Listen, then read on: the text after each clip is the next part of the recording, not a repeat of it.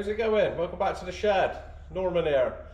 We've been making progress. There's word of a bit of line boring coming up, so we've been doing some bits on Little Lauren, engine 2959. I'm sure you're all aware by now. It's all we ever spend our time doing at the minute. It's working on Little Lauren. Got some of her bits laid out here, so we'll get on with this later on. But yeah, like I say, there's word of getting some line boring done. So I've been rushing around getting some jobs ready to go, some bits ready to go back on the engine once that's all complete. So what I'll do is I'll pick up the camera and I'll show you around and show you some of the bits we've been up to. So one of the main things we have been doing is cleaning up parts and painting them. These are all getting needle gunned, get the rust and old paint flaked off.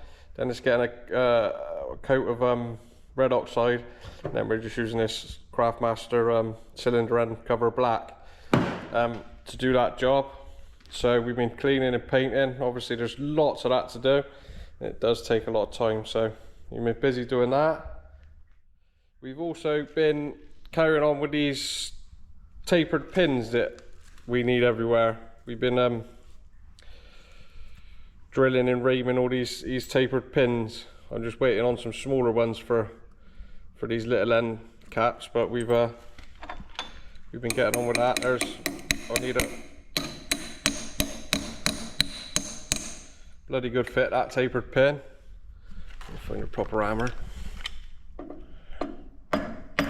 I'm probably not going to bump that out. I might move that because we're just slowly reaming this to fit now. But as you can see, that one's drilled. I got some footage of that. I'll insert that here now so you can see how we done that.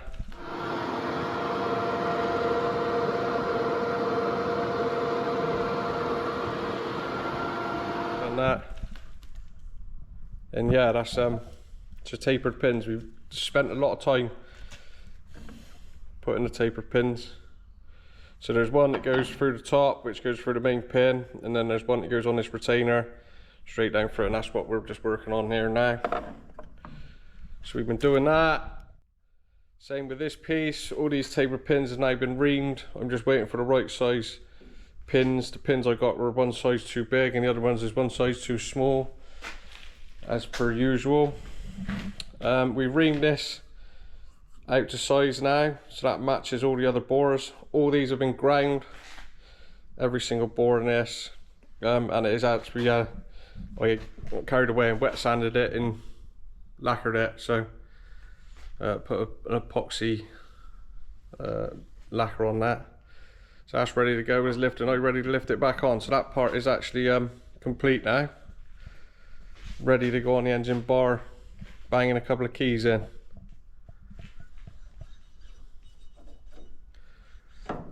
Lovely. So yeah, there's that ready to go back on. One piece of the puzzle ready to go. We've also been carrying on. This is looking at, it seems to be a never-ending job, this grinding. We've done every single bore as far as the first, what I'm going to call the first stage of the motion is. All these straps, I've got 3 more to do down there, but these are all coming out perfect, really good to all this. So they're all being opened out to match the oversized holes in the expansion links. It's basically how we've been setting out. These are pretty tricky to set up because you've got to get the boards real close before you can grind so that they clean up all the way round. Because we're taking a minute amount off, they need to be clocked up dead true. This eccentric seems to be a bit bent.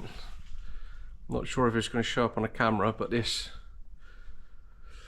like a ski slope here. This is so I think this is going to want tweaking back. Don't know how or when that happened, but that does look like it's been bent. See how much it's lifted up off that parallel V-block. But what I plan on doing is putting all these on the eccentrics and then heating them here, and then just lining the fork end up so that it just slots down on top of the eccentric strap. I guarantee they're all in line. So hand fit again. So 3 more of them to do. I'm slowly cracking on with them. We've got one more tapered pin to put in there. We've drilled and reamed this hole. We basically used the original pin to line that hole up because I don't know if, well, I've said it before, but obviously because these are oversized, because they're grit and ground, I can't fit this in the bore to drill the hole, so we used the original to line up the hole, and hopefully when that's ground and pushed in there, they'll line up. This is a very crucial measurement, this end, for the links that drop down. So that just needs a tapered pin. All the pins have now been made for this first section of the, so these are all on size, ready to go off for ironing, all with their holes and corresponding locking pins. So they're all ready to go. Right, now this is just looking down at what I'm calling the sump. This is under the crank. I spent a whole day cleaning this out, getting all the old grime, because this is where all the oil and everything, all the junk gets chucked down in. So this has been all cleaned up and painted. And yeah, like I say, we're getting ready to line bore. So these bearings are still undersized. Now I've got them all lined up after that last kerfuffle, getting all that sorted out. They're ready to be bored now. So if you can see, we've got plates on the side so we can weld our standoffs directly to that. This is a 40mm bar, and the running bearings on the boring bar is 40mm, so we should be able to set it up straight on that. I might time lapse that if I remember. I'm not going to film it because I don't want to be poking the camera in someone else's face when I'm trying to work. It's bad enough when I do it to myself, so and, I might stick the camera up out the way and time lapse it or something. I don't know, we'll see. But got me boxes down there just to catch any stuff that falls out, or the shavings.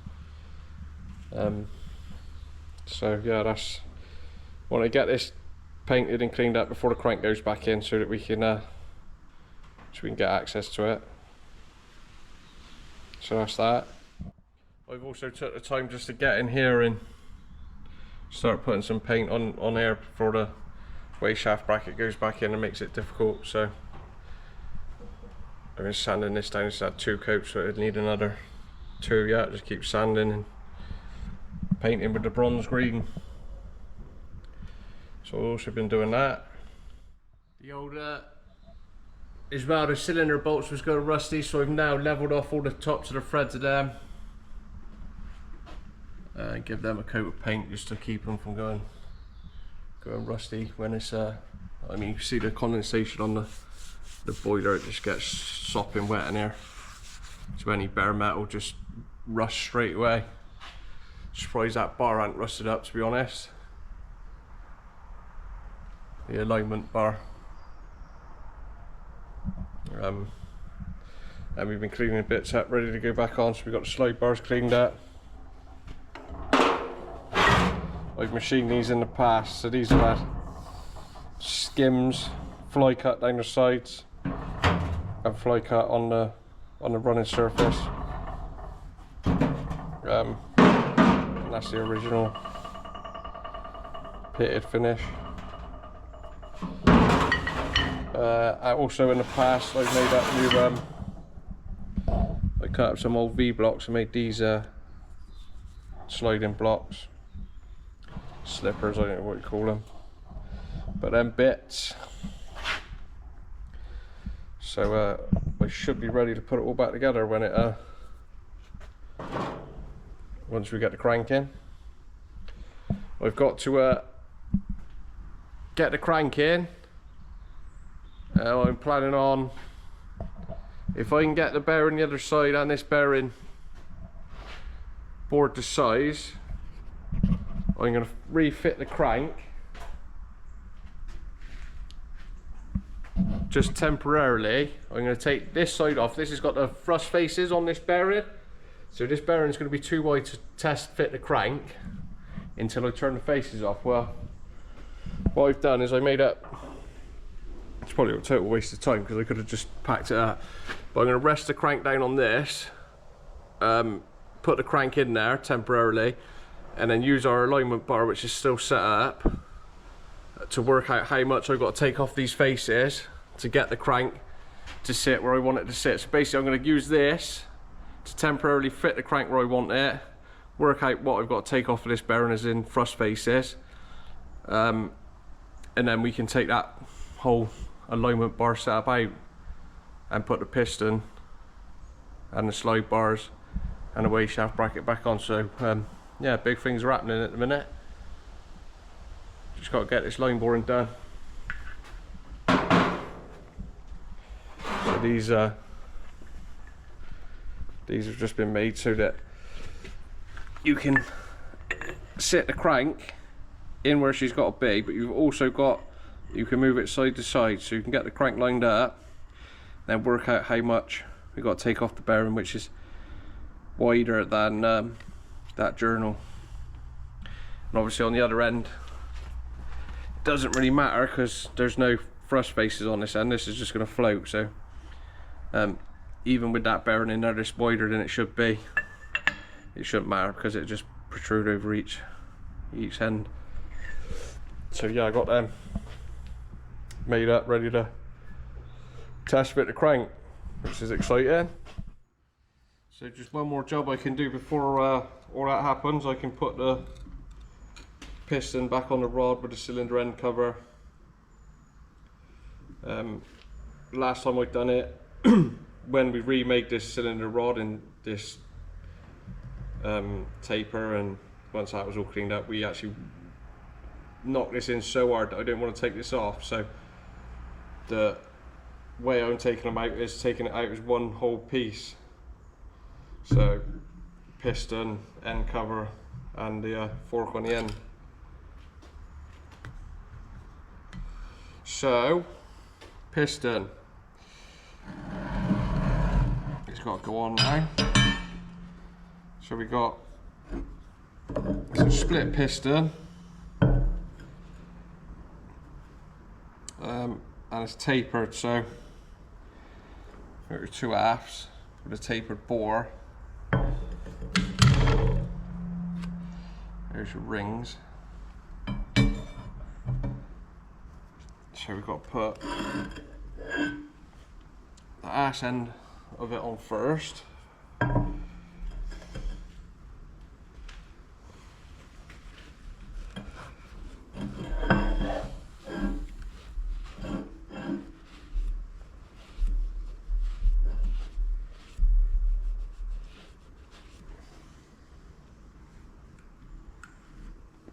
Sure that's clean. So piece number 1,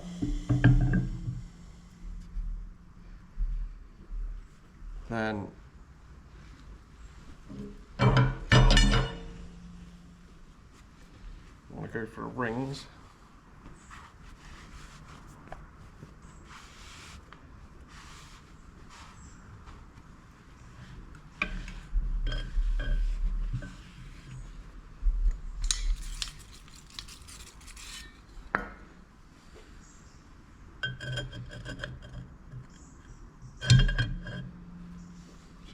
Fit like that, 3 rings.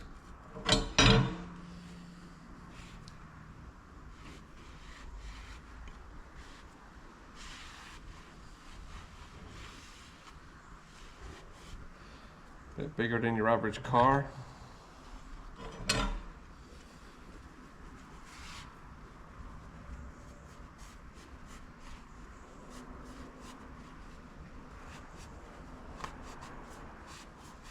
I don't think this is original. I think this has been poured out at one point, but I could be wrong.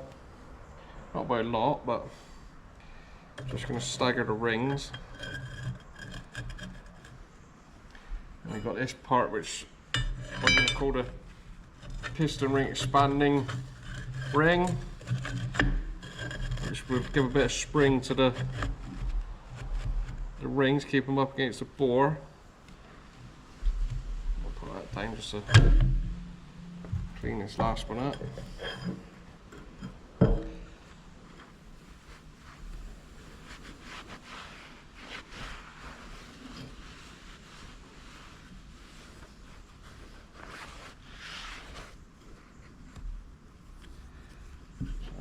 we go.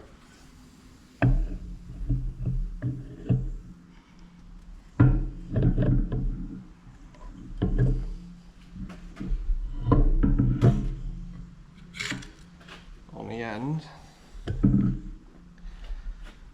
rings set up in their recess, and you can put the nut on.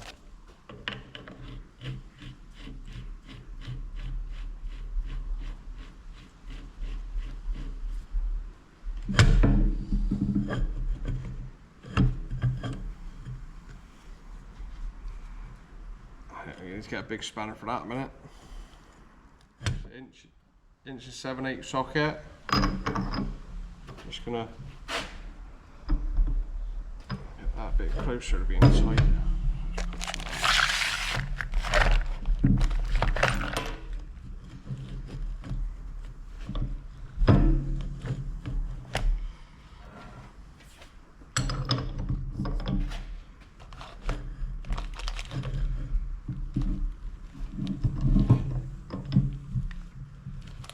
It's going to spin.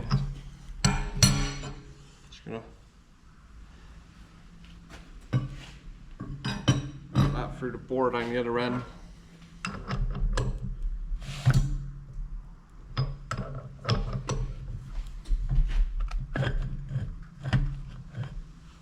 Pretty tricky to do this.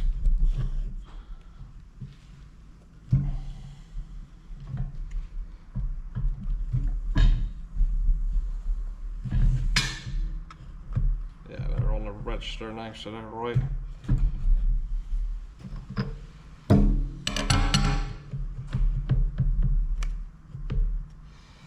So we just got to tighten this up to effing tight, and then hopefully the split pin lines back up. Might get the old rattle gun on that. Yeah, we got a ways to go yet. I'm going to get the old rattle gun in.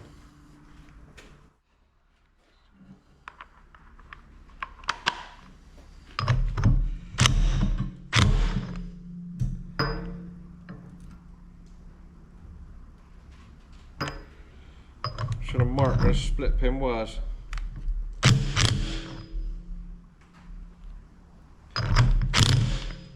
She's still going.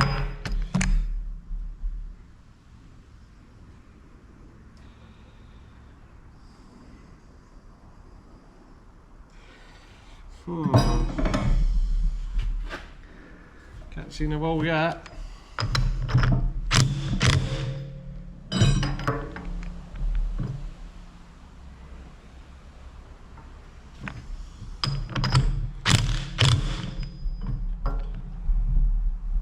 sticking my head right in the way. So. Ah, there it is. Right, so we're half a hole out at the minute, so a couple more ugger-duggers. Oh, she's close. Just gonna get the split pin and try that in a minute. A couple here.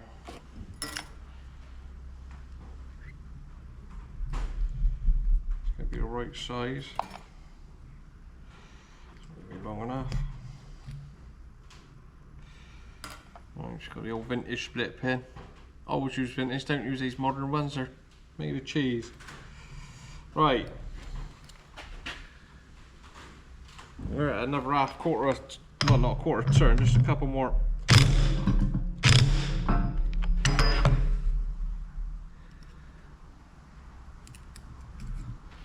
Oh, look at that. Perfection.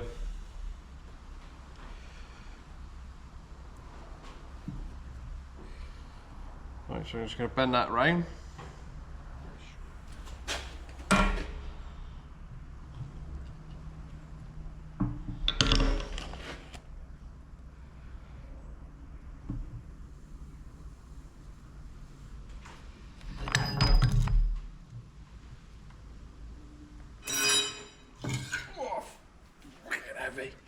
Just going to put this down with Henry.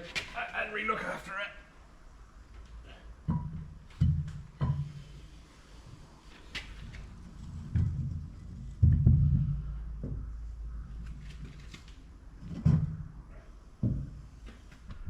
So there, that's back in one piece. We should just be able to lift that up with a crane on the fork truck and then fit that as one piece. The problem I had was you would normally fit it from the other way, but because I've got that fork on the end that I don't really want to disturb, that's just the easiest way I think it's going to be to put them back. So there we go, this is a waiting game now. This is exciting stuff. Should be putting some bits back on her. It's always good to get to that stage. So crank will hopefully be going in on this video at some point.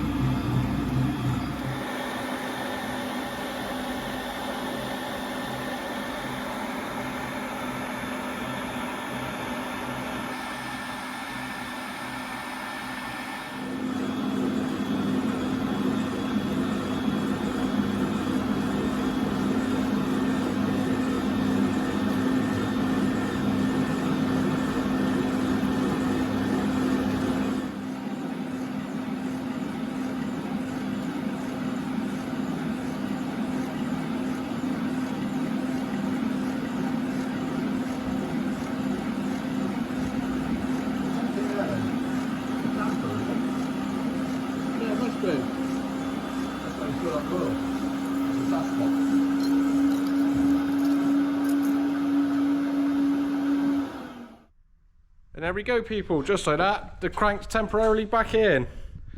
So you can see what we've done with the with the blocks, the alley blocks in this side.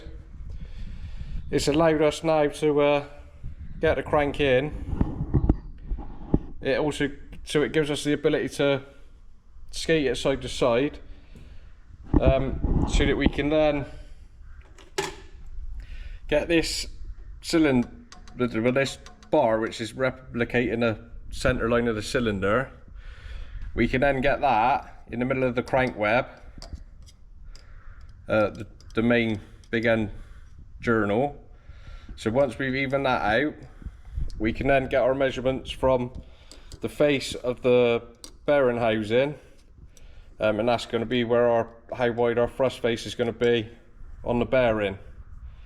So that's basically what all this is in aid of, is just to get this measurement.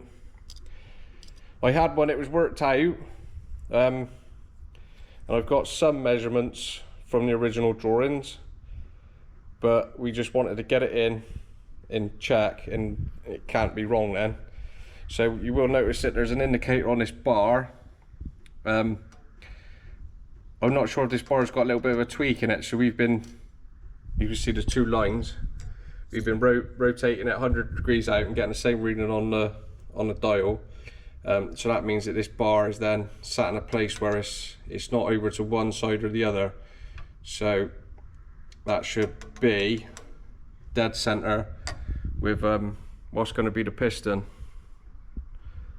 rodding, connecting rodding, all the rest of it. So that's how we've done this. We've just done this with dividers, got it the same each side, and basically just put a little bit of tension on it with the strap just to hold the crank in position while we measured, and I've worked out what this distance needs to be now, so we can get in the shed, set the main bearings up, and turn the faces down, because I've obviously left meat on the faces of the bearings so that they can be skimmed to size. So that's the next job to do now. So there's all the bronze that come out of it down in there. Good job he done. We've got about 5 thou clearance in the bearings, just enough to get a bit of oil down through them. Yeah, and that was a good day's work. So I'm happy to see that back in the engine. It has got to come back out, obviously, to refit the bearings and clean all this out. This will all be painted. I've been in here and started cleaning and painting, but this was a mucky, just like the sump, so this is absolutely covered in oil and grime, and so we get that sorted before the crank finally goes in. We've just, one other thing we got to sort out is this is a new water pump eccentric we made. So that's just down on this key. It's not been bumped up solid on the key yet, but we need to make sure that we've got to get that distance from the pump, center line of the pump needs to be center line of this eccentric. So that's another tapered key, and the only way to line that up is just to bump it on, bump it off, file the key, bump it back on, bump it back off. So I need to get that measurement before the crank comes back out, because at the minute, roughly, I'd say it's sitting there, so it wants to come on a good inch onto the crank. So quite how I'm going to do that, I haven't figured it out yet, whether I want to make a press frame to pull it on, or whether I just want to make a tube that goes over that and just give it a couple of lumps with a sledgehammer or something. I don't know how I'm going to do that yet, but I just need to know where it's going to go. Because as you see, we reclaimed this spot here where it was really badly pitted. I don't know if you can see, but there's the key just poking out down there. So yeah, I'm going to get in there and make an arbor to do this bearing next. But I am happy to see that fitted back in, if only temporarily, but things are going back together now. So chuffed with that. Thanks to Longham for sorting the line boring out. Right, so the next job is we need to get this mandrel sorted out to do the thrust faces and machine the bearing to width. So what I've planned on doing is making up a mandrel out of this piece. We've got some it was 105mm steel. I don't know what grade it is. It's a drop we had from Sump. So we're going to turn this down to 95 or just over 95, so that the bearing will pinch up, so we can clamp the bearing halves onto this, pinch it up, and that will give us a accurate holding, so that we can do the thrust faces and the radius, the pressure radiuses for the main bearing. So I'm just going to rough this part down now. We've got 10mm to come off, so we're going to take some heavy cuts. We're over on the Mastiff again, the big lathe. So yeah, let's take a couple heavy cuts and get this whittled down.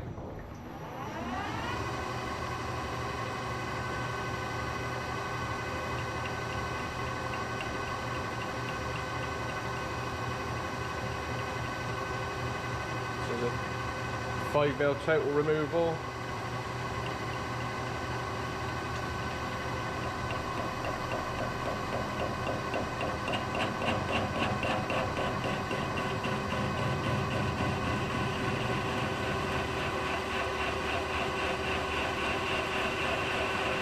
So it's going to bring up a stringy chip.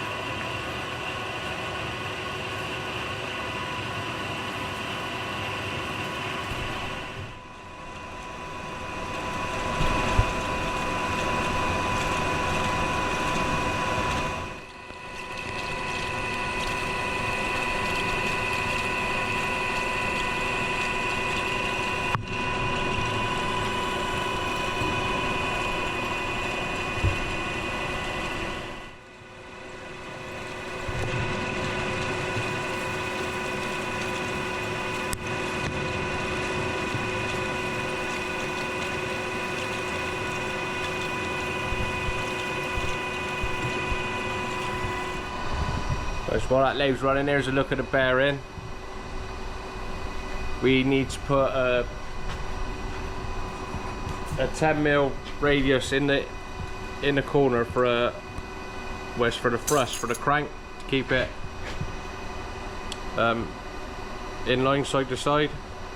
So we need to turn these faces down, and we need to put a groove, or not a groove, a radius in the bearing. I've got a tool ground up ready to do it. We just want a way to hold it with the bearing registered on the bore, so that this radius will then run through with the bore. So that's what we're currently working on. We're going to make our mandrel slightly bigger than this, and then have some sort of clamping arrangement to hold it all together while we turn it.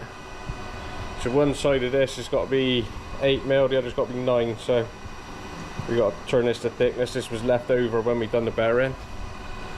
Now we've got our measurement, we can skim the face and put the radius in.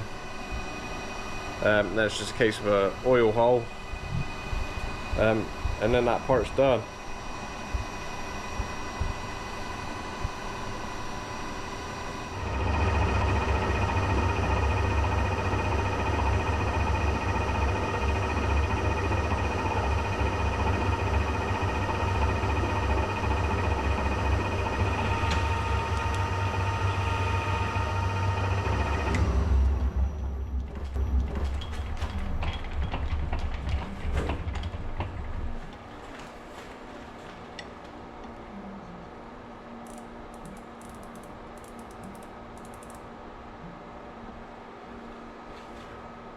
Right, so that's size on size for the bearing.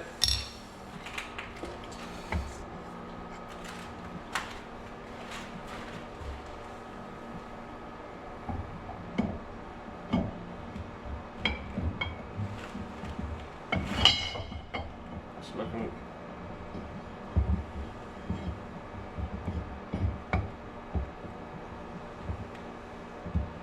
like we're going to need a bit more off.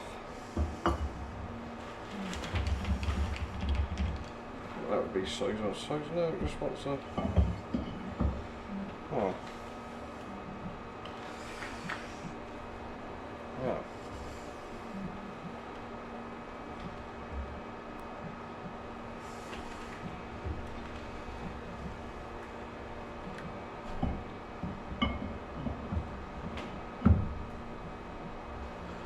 Pretty much locks on there when that.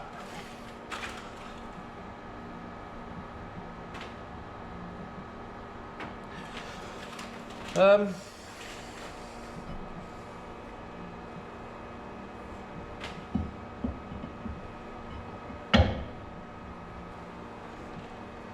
that'll hold on there now.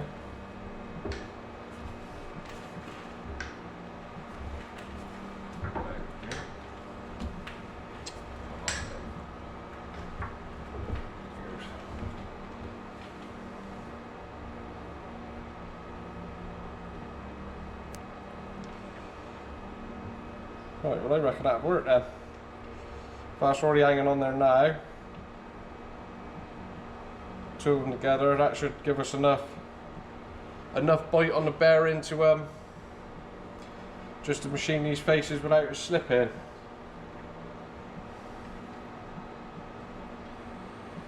So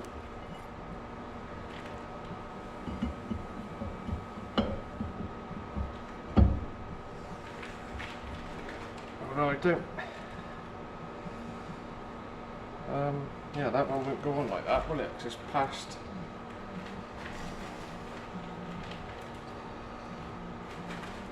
The reason this won't go on is it's probably past this edge here, and this edge here is actually past the major idea of the bearing. If that makes sense. So it needs to be slipped on. It can't be pushed on. I hope that makes sense. It probably don't make any sense, but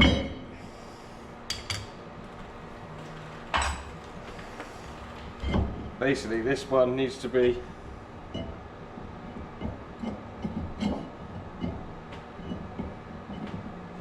slot it on, but because it's slightly oversized, it won't slot on. So I'm going to have to make it exactly the same size with no crush, so that I can slip it on and then hopefully just nip it up to stop it slipping. So I'm going to take another gnats or minute amount off, and then I should be able to slide that other piece on. So I'm going to try that again. Basically what I'm trying to say is this, these 2 points on this bearing are past the centre line of the bore, so they are closer together, so that means you can't plonk it on like I anticipated. The only way it go on is if it's the same size as the shaft and it's slid on from the end.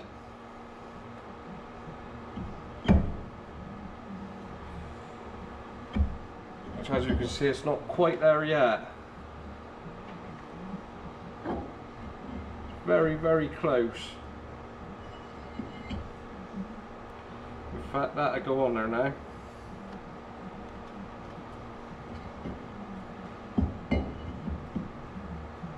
That'll just push that out enough that it go on there, so we're gonna go with that.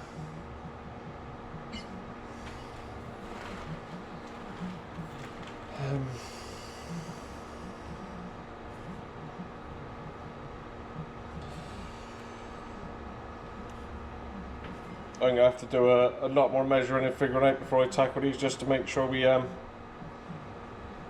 get these right.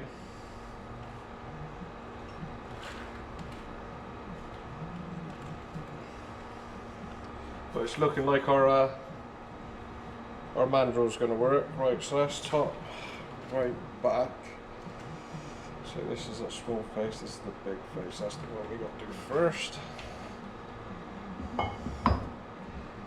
That'd be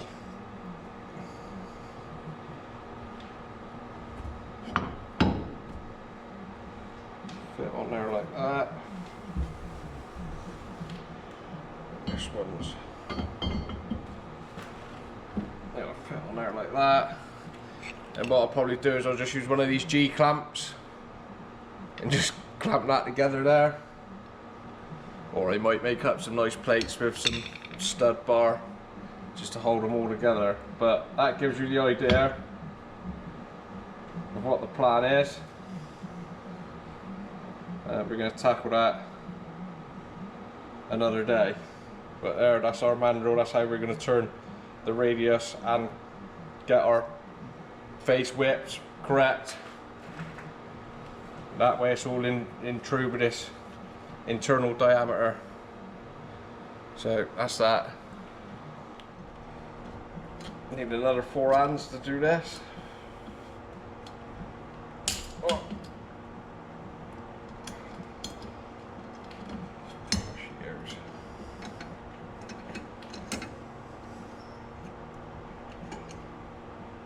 Alright, so that's basically the plan.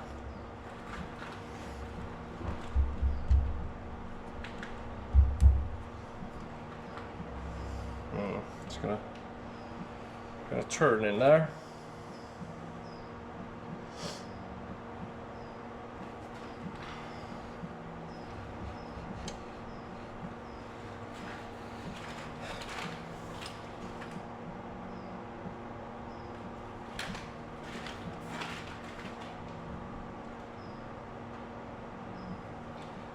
I may just have to come up with some sort of clamping arrangement to drive it from the chuck.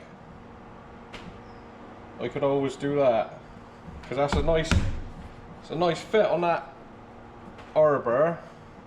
But I don't think even with the clamps it's gonna have enough bite for the turning. So I'm gonna have to come up with some sort of arrangement just to drive it like a drive dog. Right, well,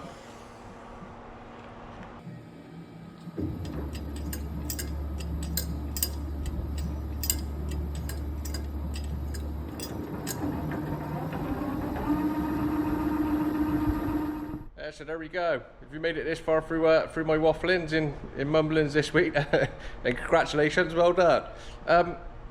So that's it, I'm going to call it quits on this one.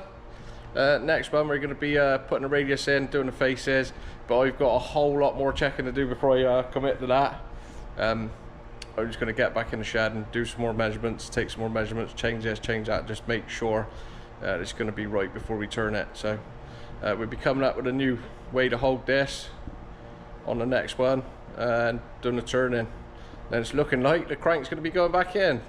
So thanks for watching, and all the likes, subscribes and comments, much appreciated. I'll see you on the next one. Cheers.